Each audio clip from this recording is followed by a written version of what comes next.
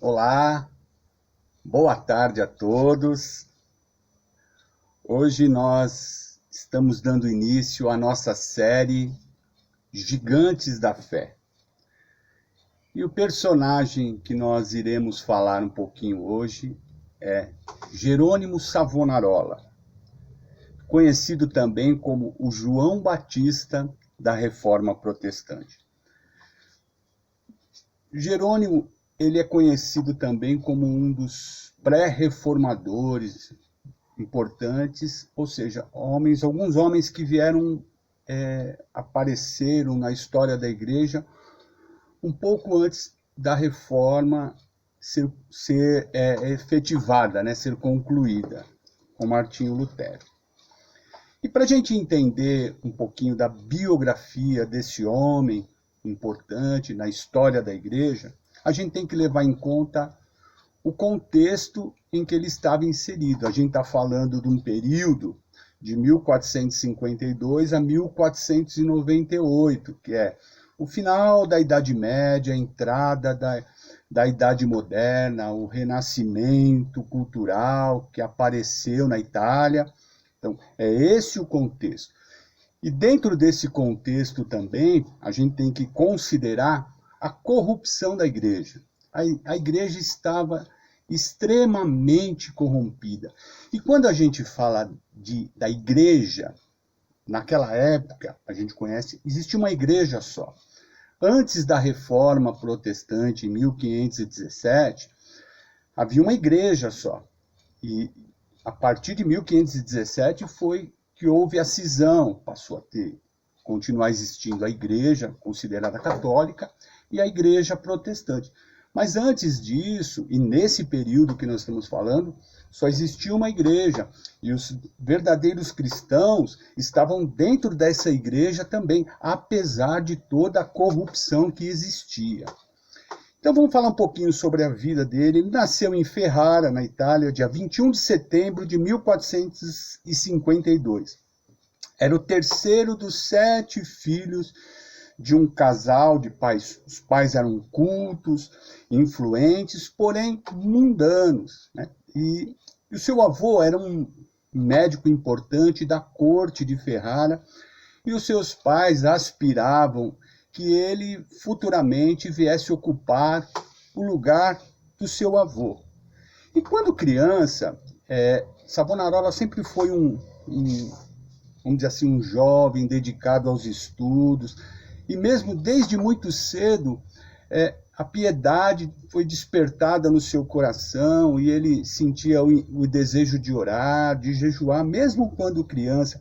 Ele sempre foi um bom aluno, mas foram os seus interesses pelas escrituras sagradas e os escritos de Tomás de Aquino foi que desviou ele daquilo que os seus pais aspiravam para ele, que era a carreira na medicina. E ele passou a buscar a Deus com intensidade, já desde cedo tinha visões, né? Deus falava com ele através de visões. E quando jovem, aos 22 anos, ele teve uma desilusão amorosa. E essa desilusão amorosa provocou nele, aliado também ao contexto em que ele vivia, de uma sociedade corrupta, de uma sociedade injusta, onde pessoas eram maltratadas, pessoas não eram cuidadas, os ricos tinham privilégios e os pobres sofriam. Isso, como sempre aconteceu assim, se repetia, né? Naquela época também era assim. E foi com base nisso, a desilusão amorosa e aquele contexto social em que ele vivia, que ele decidiu abraçar a vida monástica, né? Então ele foi lá, bateu lá no convento de São Domingos, em Bolonha, e ele, ao se apresentar ali no convento, ele não se achava digno de ser um monge como os outros. Ele decidiu, ele se propôs a fazer os trabalhos mais humildes, ele aceitou ser recebido ali naquele convento de uma forma humilde, não como um monge. Ele era humilde, obediente, sincero, aqueles serviços mais insignificantes, ele não se incomodava de fazer, e com isso ele passou a chamar a atenção também daqueles superiores dele que estavam ali, e viu que ele era uma pessoa que tinha aspirações importantes na vida monástica, e começaram a investir nele. E ele, logo em seguida, passou a ser o professor de filosofia titular daquele convento. E logo em seguida, após esse período, ele foi transferido para o convento de Ferrara, que é a sua cidade natal. E ele sempre sonhou ser um pregador, mas a sua primeira tentativa, que era na sua cidade natal, não deu certo, né? Eles não estavam acostumados a ouvir aquele tipo de pregação, uma pregação voltada ao arrependimento, falar sobre pecado. E ele decidiu, né, se mudar para Florença, né? Isso até com base naquilo que Jesus falou em Mateus 13:57, que o profeta na sua casa não tem honra, né? E ele decidiu se mudar para Florença. E ele foi para o convento de São Marcos, né? Insatisfeito, né, com a repercussão que a sua pregação, que a sua mensagem teve na sua cidade natal. E Florença era o berço do renascentismo, né? Onde se cultuava a beleza, onde a beleza era importante, a aparência, a oratória, a forma rebuscada de se pregar, de se falar, era valorizada naquele contexto ali na Itália, no berço do renascentismo. Então, Savonarola, e é interessante, irmãos, quando Deus tem que usar alguém, ele vai usar, independente do contexto, independente se as situações forem favoráveis ou não.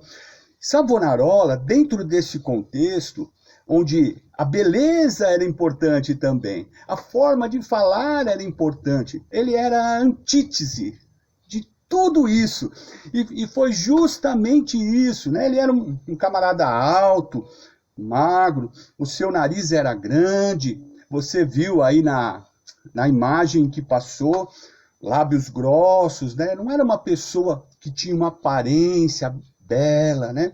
Então, mas mesmo assim, ele conquista aquela cidade com todos essas diferenças, essa falta de privilégio, que ele tinha.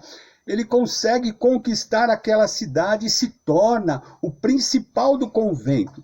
E um grande avivamento começa a acontecer ali. Pessoas, ao saírem das suas reuniões, depois das suas pregações, saíam atordoadas das suas reuniões. Muitas eram levadas aos prantos. E muitos começaram a ouvir, né? Isso começou a chamar a atenção da sociedade. E muitos começaram a ouvir os seus sermões. Isso, tanto as pessoas mais simples como as pessoas mais cultas, né? E nesse contexto, Deus continuou usando ele em visões. E numa das visões que ele teve, ele disse que o Papa Inocêncio VIII e Lourenço de Médici, que vai ser o seu grande opositor agora aqui na frente, que nós vamos falar, Lourenço de Médici, e que a Itália seria invadida por Carlos VIII da França, o que realmente veio a acontecer. Então, e toda essa pregação chamou a atenção de alguns, despertaram algumas pessoas para se voltar para Deus, ao arrependimento, mas também chamou a atenção daquelas pessoas que eram favorecidas por aquele contexto de pecado, de promiscuidade, de adultério, de uma condição onde isso não era um problema somente fora da igreja, era um problema dentro da igreja. Então, ele começa a pregar sobre isso, ele começa a falar sobre pecado, sobre essas questões, e chama a atenção desse Lourenço de Médici, né? E Lourenço de Médici viu que ele era um camarada influente, que ele já tinha a população, né, do lado dele, precisou trazer o Savonarola para o seu lado, e começou a fazer investidas, né? Primeiro começou ameaçando, depois oferecendo favores, né? Até colocou um grande pregador, que era o Frei Mariano, um grande orador, eloquente, para fazer frente a Savonarola, mas não teve sucesso, né? E esse homem não teve sucesso porque o povo ainda continuou ouvindo aquilo que Savonarola e rejeitou a pregação desse Frei Mariano, que falava em favor daquela corrupção, em favor desse homem, Lourenço de Médici. E é interessante que no leito de morte, esse homem, ele chama Savonarola, e no seu leito de morte ele declara que Savonarola era o único monge honrado que ele conhecia. Né? E nessa época, o povo ia para ver Savonarola pregar. Inclusive, o povo de madrugada fazia filas na Catedral de Duomo, aguardando a igreja abrir para ouvir esse homem pregar. E nesse tempo houve um grande avivamento, como eu disse, os ricos passaram a socorrer os pobres, né? Foi nesse período que uma pilha de livros gigantesca, de 20 metros de altura, com objetos voltados para a vaidade, para o vício, para o jogo, foram amontoados conhecida como a grande fogueira das vaidades, e ali botado fogo. E a situação da sociedade, a sociedade estava mudando através da pregação, porque através da pregação do evangelho existe mudança social também. Né? E suas pregações chegam até que, enfim, ao ouvido do Papa. Né? O Papa tentou, de várias formas, fazer ele calar, mas não teve sucesso. Ele continuou pregando, ele continuou falando, pregando contra o pecado. Não era uma atitude pessoal, não, ele falava contra o pecado. Travou-se então uma batalha entre ele e o Papa, né? E ele tinha o apoio, obviamente, dos populares, e o Papa, por um tempo, conseguiu contornar, tal, mas assim, não fez com que ele se calasse. O Papa ficou na retaguarda, até que, enfim, o Papa teve uma ideia de falar para aquela população que, se eles não se tomassem cuidado, ele ia confiscar os bens daqueles homens que eram a favor de Savonarola, e assim o povo passou a tirar assim o seu apoio, de uma certa forma foram retraindo, e por fim Savonarola foi excomungado, né? E Savonarola nesse período tinha 2 companheiros, né? Era Frei Silvestre e Frei Damião. Então eles foram excomungados, e por fim, durante 45 dias foram torturados e julgados, enquanto Savonarola estava ali sendo enforcado e morto numa fogueira, um dos sacerdotes da igreja chegou a ele e disse para ele assim: você vê agora o resultado da sua rebeldia? E ele só disse o seguinte: muito mais sofreu Jesus por mim. E assim, o nosso mártir, junto com seus 2 amigos, no dia 23 de maio de 1498, foram para junto do Senhor. Então, meu amado irmão, o que eu aprendo com a vida desse homem? Que antes de Deus fazer qualquer coisa, Deus vai nos levar à oração. Porque o profeta, Deus, quando chama um profeta aqui nessa terra, Deus não compartilha apenas uma mensagem, Deus compartilha também o seu coração.